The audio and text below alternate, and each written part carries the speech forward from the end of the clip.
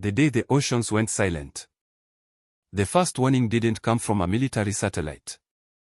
It didn't come from a scientist. It didn't even come from an alien transmission. It came from silence. Across the Pacific Ocean, radio operators aboard commercial ships began reporting something impossible. Entire sections of the sea had gone dark. GPS signals flickered. Radar systems showed enormous shadows moving beneath the water, objects larger than aircraft carriers. At first, governments assumed it was a technical malfunction. Then the ships started disappearing. One cargo vessel vanished near Hawaii. Then another near Alaska. Then 3 more in the South China Sea. No distress calls. No wreckage. Nothing. The world watched in confusion as naval forces scrambled to investigate.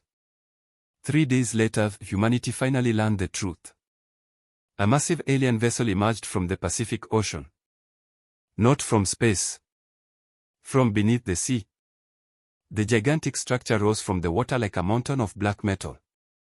Waves hundreds of feet high crashed outward as the impossible craft climbed into the sky. Every camera on Earth captured the moment.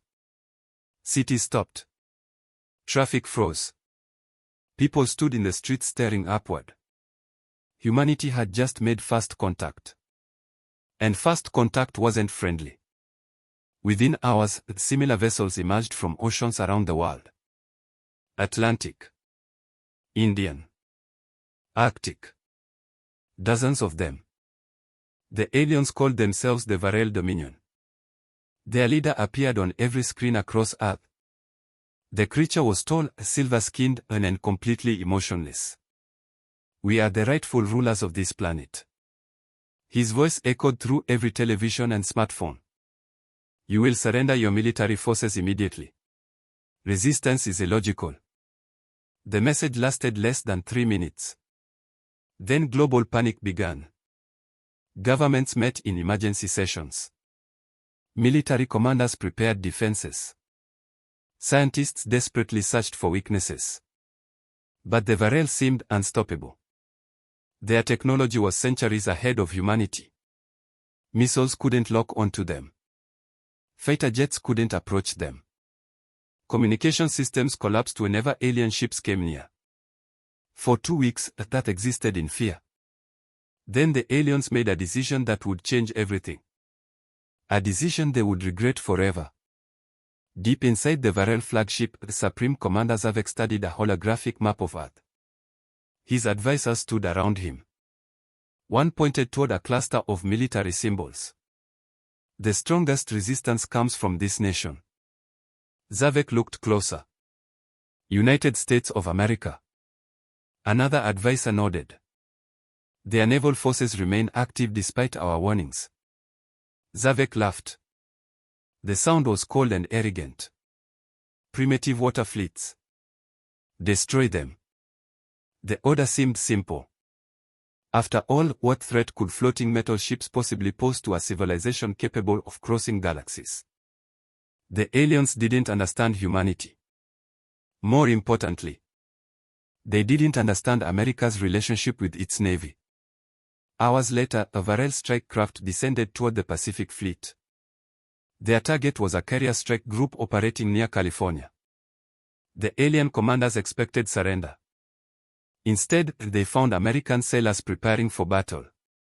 Aboard the aircraft carrier USS Theodore Roosevelt, Captain Marcus Hale watched radar screens light up with incoming contacts. The bridge was silent. Everyone knew the odds. Everyone knew alien technology was superior. Yet nobody suggested retreat. Nobody suggested surrender. Marcus looked around at his crew. Some were nervous. Some were scared. But every sailor remained at their station. Ready. Determined. Defiant. One young officer swallowed hard. "Sir, orders from Washington." Marcus stared at the approaching enemy. Then he answered. "Same orders America has always had." The officer looked confused. Marcus smiled. "We hold the line." Across the fleet, the alarms sounded. Destroyers moved into defensive positions. Submarines disappeared beneath the waves. Fighter pilots rushed toward launch decks. The ocean itself seemed to hold its breath. Then the first alien shot struck. A brilliant blue beam slammed into a destroyer. The explosion illuminated the entire horizon. Sailors were thrown across decks. Fire erupted. Steel twisted. The battle had begun. Around the world, millions watched live broadcasts. Many expected the American fleet to be destroyed within minutes. After all, how could 20th century warships fight an interstellar empire? But something unexpected happened. The Americans didn't break. They fought. And beneath the ocean, hidden in darkness, dozens of silent submarines began moving into position. The Varel believed they were attacking boats. What they didn't realize was that they had just awakened the most powerful naval force in human history. And before this war was over, the galaxy itself would learn a lesson written in steel, courage, and fire. Never touch America's boats. The fleet that refused to sink. The Pacific Ocean erupted into chaos.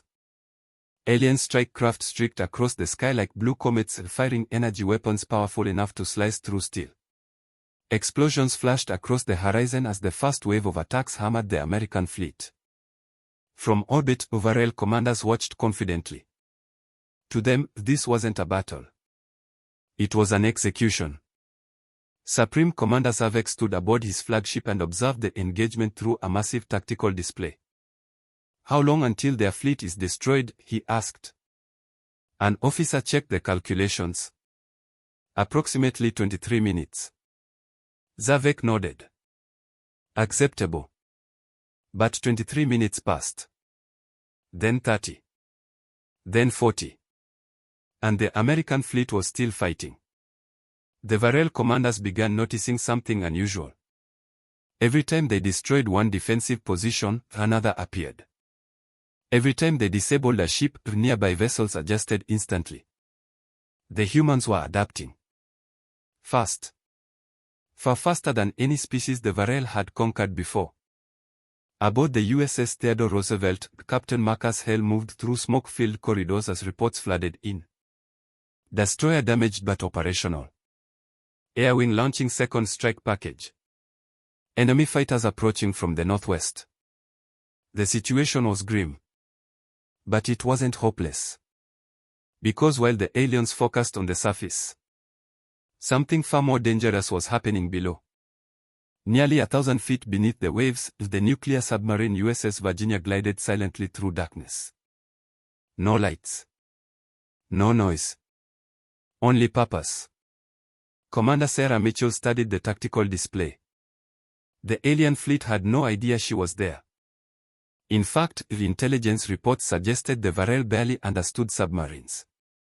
Their sensors were designed for space combat, not underwater warfare. For decades, humanity had perfected the art of hiding beneath the sea. Now that expertise was about to become a weapon. A sailor turned towards Sarah. "Target lock confirmed." She nodded. "Transmit coordinates to all boats." Within seconds, the encrypted signals traveled through the ocean. Hundreds of miles away, other submarines received the message. Attack submarines. Ballistic missile submarines. Guided missile submarines. America's silent hunters. One by one, they moved into firing positions. Above them, the battle intensified. Alien fighters swarmed American aircraft. Energy beams carved glowing scars across the sea. Entire sections of ocean boiled from the heat. Yet American pilots continued launching. Again. And again. And again. The Varel couldn't understand it.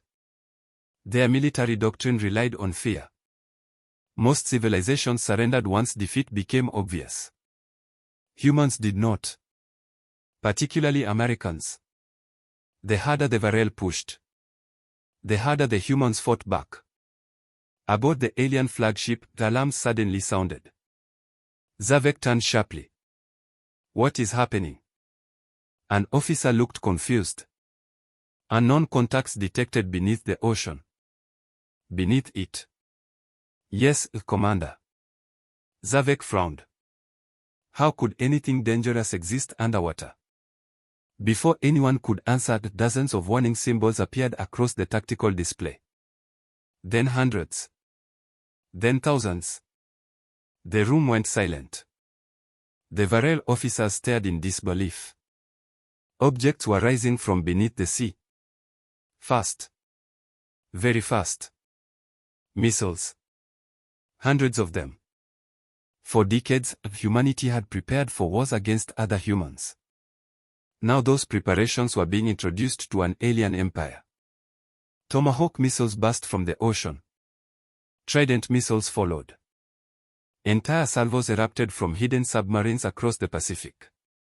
To the aliens, it looked like the ocean itself had declared war.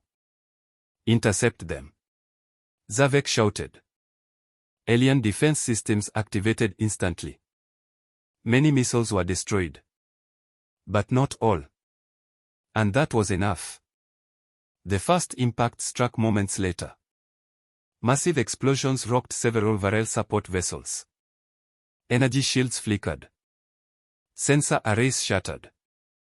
Communications towers disappeared in fire. For the first time since arriving at Earth, the aliens took damage. Real damage. Across every Varel command center, the shock spread rapidly. These primitives weren't supposed to hurt them. Yet somehow, they had. Worse still, the attacks kept coming. The ocean was filled with invisible enemies. Enemies that struck without warning. Enemies that vanished immediately afterward.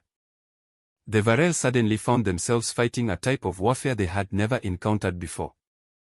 And they hated it.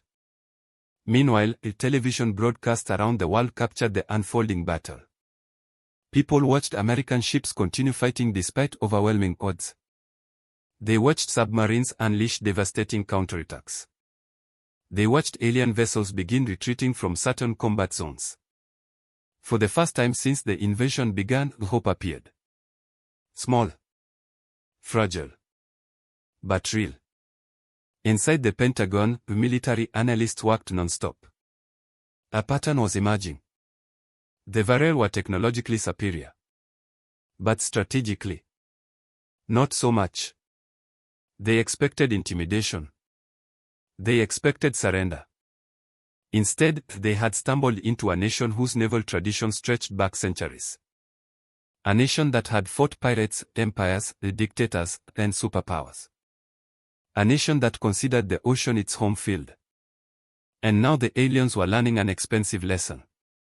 The attack on America's boats wasn't ending the war. It was starting one. Deep beneath the Pacific, Commander Sarah Mitchell received updated battle reports. A rare smile crossed her face. The enemy was bleeding. Not enough yet. But enough to prove something important. The Varel were not invincible. And once humans realized that, everything would change. Far above, Supreme Commander Zavek stared at the burning wreckage of his damaged ships. His confidence was beginning to crack. For the first time, a dangerous thought entered his mind. Perhaps touching America's boats had been a mistake. The galaxy's first human surprise. For 17 days, the war raged across Earth's oceans. The Varel Dominion still held the advantage. Their ships were larger. Their weapons were stronger. Their technology was centuries ahead of humanity. Yet every morning, American fleets were still there. Still fighting. Still refusing to surrender. And that fact was beginning to terrify the alien commanders. Inside the Varel flagship, Supreme Commander Zavek studied casualty reports with growing frustration. Several support vessels had been destroyed. Supply routes were constantly under attack. Long-range communications arrays had suffered repeated damage. None of it made sense. Humanity was supposed to be losing. Instead, the conflict was becoming more expensive every day. An intelligence officer approached cautiously. "Commander, we have completed analysis of human military behavior." Zavek looked up. "Explain." The officer activated a holographic display. Thousands of naval engagements appeared across human history. Ancient battles. World wars. Cold War operations. Modern conflicts. The timeline stretched for centuries. The humans possess extensive experience in maritime warfare. Zavek frowned. "Every species has wars." "Not like this, Commander." The officer zoomed closer. "Humans have spent generations mastering conflict at sea. Their doctrines evolve rapidly under pressure. Every defeat becomes a lesson. Every loss creates adaptation." The room grew silent. The data was disturbing. Human military culture wasn't built around avoiding mistakes. It was built around learning from them faster than anyone else. Meanwhile, thousands of miles away, inside a secure American command center, military leaders were studying captured alien technology. The breakthrough came unexpectedly. A young engineer named Ethan Reyes noticed something strange. The alien shielding systems weren't truly invulnerable. They were optimized against high-energy attacks. Lasers. Plasma weapons. Particle beams. The technologies commonly used throughout the galaxy. But humanity's weapons were different. Very different. "We've been thinking about this the wrong way," Ethan said. Generals turned toward him. He pulled up several combat recordings. "Our missiles aren't effective because they're advanced." He paused. "They're effective because they're primitive." The room went quiet. The realization hit everyone at once. Alien defenses were designed to stop sophisticated energy weapons. They weren't designed to stop thousands of high-speed physical projectiles arriving simultaneously from unpredictable directions. Human engineering had accidentally created a weakness the Varel never anticipated. The galaxy had evolved one way. Humanity had evolved another. And now those differences were becoming deadly. Within hours, the new operation was approved. Operation Trident Storm. The largest naval counteroffensive in human history. Across the Pacific, Atlantic, and Arctic oceans, American submarines began receiving orders. Aircraft carriers repositioned. Destroyers formed strike groups. Strategic bombers prepared for launch. The goal wasn't simply survival anymore. The goal was victory. Deep beneath the Pacific Ocean, Commander Sarah Mitchell received the encrypted message. She read it twice. Then smiled. "Looks like Washington finally got angry." Several sailors laughed nervously. Everyone understood what that meant. For weeks, America had been reacting. Now it was about to act. And history showed that when America fully committed to a war, things tended to get very unpleasant for its enemies. At sunrise, Operation Trident Storm began. The ocean exploded. Thousands of missiles launched simultaneously from hidden positions. Carrier aircraft filled the skies. Stealth bombers crossed entire continents. Satellite networks synchronized targeting data in real time. For the Varel, it was overwhelming.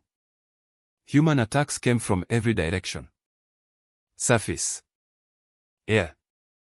Underwater. Space. No matter where they looked, more threats appeared. Alien tactical computers struggled to process the chaos. Because human warfare wasn't clean. It wasn't elegant. It wasn't predictable. It was messy. Creative. Aggressive. And frighteningly adaptable. One Varel captain watched in horror as 20 different attacks struck his formation within minutes. Every defensive system was functioning perfectly. Yet somehow, the humans kept finding new angles. New methods. New weaknesses. The captain finally whispered the words many Varel officers were beginning to think. These creatures fight like they were born for war. Back on Earth, a news broadcast showed something nobody had expected a month earlier. Alien ships retreating. Not everywhere. Not permanently. But retreating nonetheless. For the first time, humanity witnessed proof that the invaders could be pushed back. Celebrations erupted in cities worldwide. People who had spent weeks living in fear suddenly felt something different. Determination. Hope. Belief. The Varel weren't gods. They were enemies. And enemies could be defeated. Aboard the flagship, the Supreme Commander Zavek stared at battlefield reports with growing disbelief. Every prediction had failed. Every assumption had been wrong. His advisors no longer looked confident. Neither did he. The invasion that should have lasted days had become a grinding conflict. And the humans were becoming stronger with every battle. Then the worst report arrived. An officer rushed into the command chamber. His face was pale. "Commander." Zavek turned sharply. "What now?" The officer swallowed. "Our scouts have discovered something." "What?" The officer activated a hologram showing dozens of shipyards across America. Massive facilities. Construction docks. Industrial complexes operating day and night. Zavek's eyes widened. The humans weren't just fighting. They were building. Building faster than losses could destroy them. Building fleets. Weapons. Warships. Preparing for a longer war. And suddenly the Varel commander understood a terrifying truth. The invasion force had expected to conquer Earth. Instead, they had awakened a sleeping giant that was only getting started. The sleeping giant awakens. The Varel Dominion had conquered dozens of worlds. They had defeated empires older than human civilization itself. They had crushed rebellions, shattered alliances, and erased entire military fleets from history. Yet nothing in their long existence had prepared them for what they were seeing on Earth. The humans were not slowing down. They were accelerating. Every battle made them stronger. Every setback produced new tactics. Every loss fueled greater determination. For the first time in centuries, the Varel war machine found itself fighting an enemy that refused to behave logically. At least, logically by Varel standards. Inside the alien flagship, Supreme Commander Zavek stood before a massive holographic map of Earth. Red warning symbols covered the display. Supply routes were under attack. Reconnaissance ships were disappearing. Human counteroffensives were spreading across multiple oceans. The situation was becoming dangerous. An advisor stepped forward. "Commander, we recommend orbital bombardment." The room fell silent. Orbital bombardment was a last resort. It would devastate major human population centers. It would force surrender. But it would also destroy much of the planet the Varel wanted to control. Zavek considered the option carefully. Then another officer interrupted. "Commander, we have detected unusual activity across North America." The hologram changed. Thousands of factories appeared. Shipyards. Air bases. Research centers. Rail networks. Cargo ports. Every one of them operating around the clock. Humans weren't panicking anymore. They were mobilizing. Entire industries were transforming overnight. Civilian factories were producing military equipment. Engineers were redesigning weapons. Scientists were studying captured alien technology. Millions of ordinary citizens were contributing in any way they could. The Varel stared at the data in disbelief. One advisor spoke softly. "They are preparing for total war." Those 3 words sent a chill through the command chamber. Because the historical records showed what happened when humans entered total war. Their productivity became terrifying. Their innovation exploded. And their willingness to sacrifice for victory became nearly impossible to measure. Meanwhile, in Virginia, deep inside a secure naval facility, Commander Sarah Mitchell attended a classified briefing. The room contained military officers, intelligence experts, and scientists. At the center stood Ethan Reyes, the engineer who had discovered weaknesses in Varel shielding. He looked exhausted, but excited. "We've learned something important," Ethan said. A hologram appeared. It showed the internal structure of alien reactors. The Varel rely on centralized energy systems. An admiral nodded. "So?" Ethan zoomed closer. "So if enough pressure is applied simultaneously, their entire fleet network becomes vulnerable." The room became very quiet. Everyone understood what he was suggesting. A coordinated strike. One massive attack. A blow powerful enough to cripple the invasion force. The challenge would be getting close enough and surviving long enough to execute it. Commander Sarah studied the plan. The risks were enormous. Hundreds of ships could be lost. Thousands of sailors might never come home. Yet the alternative was worse. If humanity wanted freedom, it would have to fight for it. Once again. Just as previous generations had done. The operation received a name. Operation Liberty Tide. Across the American military, preparations began immediately. Carriers loaded aircraft. Submarines armed every available missile. Bomber crews reviewed mission plans. Satellite operators synchronized targeting systems. Every branch worked together. Army, Navy, Air Force, Marines, space assets. The entire machine moved as one. For the Varel, the warning signs were obvious. Human military traffic increased dramatically. Communications surged.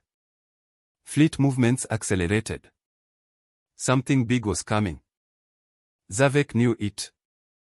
But he didn't know where. Or when. Or how. That uncertainty was becoming unbearable. Because uncertainty was something the Varel rarely experienced. Humanity, on the other hand, had spent centuries thriving in uncertainty. They adapted. Improvised. Overcame. The invasion force was beginning to understand that humans weren't dangerous because of their technology. Humans were dangerous because of their mindset. On the eve of Operation Liberty Tide, Captain Marcus Hale stood on the deck of the USS Theodore Roosevelt. The sun was setting over the Pacific. The ocean was calm. Almost peaceful. Around him, sailors prepared for what might be the final battle of the war. Some wrote messages home. Some joked with friends. Some stared silently at the horizon. Marcus walked among them. Proud of everyone. These men and women had faced an enemy from the stars. And they had refused to kneel. A young sailor approached him. "Sir, do you think we'll win?" Marcus looked toward the endless ocean. Then he smiled. "I think the aliens made a mistake." The sailor laughed. "Touching America's boats?" Marcus nodded. "Exactly." Far above Earth, aboard the Varel flagship, alarms suddenly began sounding. Not one. Not two. Hundreds. Across every sector. Every ocean. Every theater of war. Massive human fleet movements had been detected. The tactical map lit up like a storm. Zavek stared at the display. His confidence finally shattered. Because for the first time since arriving at Earth, he wasn't looking at a defeated species.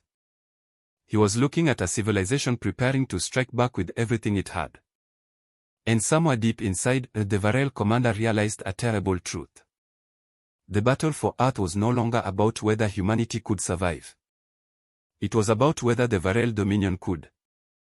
The final confrontation had arrived. And the oceans were about to decide the fate of two civilizations. Never touch America's boats. The final battle began before dawn. Across the Pacific Ocean, darkness covered the water like a giant blanket. For a few brief moments, everything seemed peaceful. Then the horizon erupted. Thousands of missiles launched simultaneously. Carrier aircraft roared into the sky. Submarines surfaced just long enough to unleash devastating salvos before disappearing beneath the waves again. Operation Liberty Tide had begun. And the entire world was watching. From cities and villages across Earth, billions of people stared at screens. No one spoke. No one looked away. Humanity's future was being decided in real time. Above Earth, the Varel fleet scrambled into action. Alarms echoed through every command deck. Defensive systems activated. Energy shields flared brightly. Fighter squadrons launched by the hundreds. But this time, the humans were ready. Every movement had been planned. Every target selected. Every weakness studied. The invasion force that once seemed unstoppable suddenly found itself overwhelmed by an enemy that had spent weeks learning how to fight it. Aboard the USS Theodore Roosevelt, Captain Marcus Hale watched the battle unfold. The sky looked like a storm made of fire. Missiles crossed paths with alien interceptors. Explosions flashed everywhere. The ocean itself seemed alive. Reports flooded in. Enemy shield network weakening. Strike groups advancing. Submarine attacks successful. Alien formations breaking apart. For the first time since the invasion began, the Varel were losing control. Deep beneath the Pacific, Commander Sarah Mitchell received confirmation that her submarines had reached their designated positions. This was the moment. The moment weeks of sacrifice had created. She took a breath. Then gave the order. Fire everything. The ocean answered. Dozens of submarines launched their entire arsenals. Hundreds of missiles surged upward from beneath the sea. To the Varel, it looked as though the planet itself had opened fire. Missiles struck communication hubs, sensor arrays, power relays, fleet coordination centers. One after another, critical systems failed. The carefully organized invasion force began to fracture. And that was exactly what the humans wanted. Meanwhile, high above the battlefield, American bombers executed the second phase of the plan.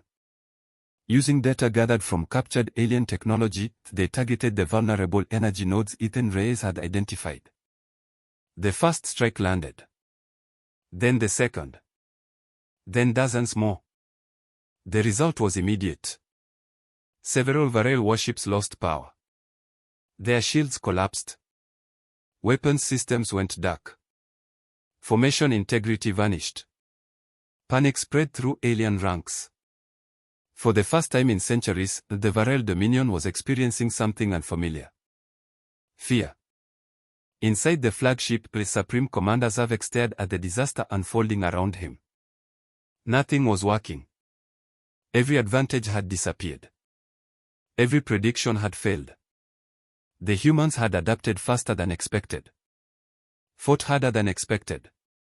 Endured longer than expected. And now they were winning. An officer rushed into the command chamber. Commander. Multiple fleet sectors have collapsed. Another followed. Long-range communications offline. A third spoke next. Several task forces are retreating without orders. The room descended into chaos. Zavek looked around at his terrified officers. Finally, he understood the mistake. The Varel had mistaken kindness for weakness. They had mistaken patience for surrender. Most importantly, they had mistaken humanity for every other species they had conquered. Humanity was different. Humanity fought hardest when cornered. Humanity became strongest when challenged. And America had turned naval warfare into an art form. The realization came too late. Hours later, the surviving Varel commanders transmitted a message to Earth. For the first time, their voices lacked arrogance. For the first time, they sounded defeated. The message was simple. We request terms. Across Earth, the celebrations exploded. Cities filled with cheers. Ships sounded their horns. Families embraced. People cried tears of relief. Humanity had survived. Against impossible odds. Against an enemy from another star. Against a force that believed Earth would be easy prey. Weeks later, the last Varel vessel departed the solar system. No victory parade could fully capture what had happened. The war became legend almost immediately. Military academies studied it. Historians wrote about it. Future generations told stories about it. But one lesson appeared in every account. One lesson repeated again and again. Years later, in a distant region of the galaxy, the young alien cadet sat inside a classroom studying famous military disasters. The instructor activated a hologram of Earth. A blue planet surrounded by oceans.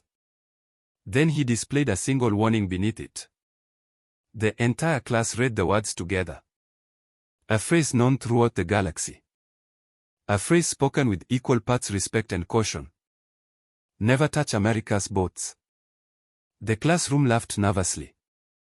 Everyone knew the story. Everyone knew what happened to the Varel Dominion. And everyone understood why Earth remained unconquered. Because humanity had taught the galaxy something unforgettable.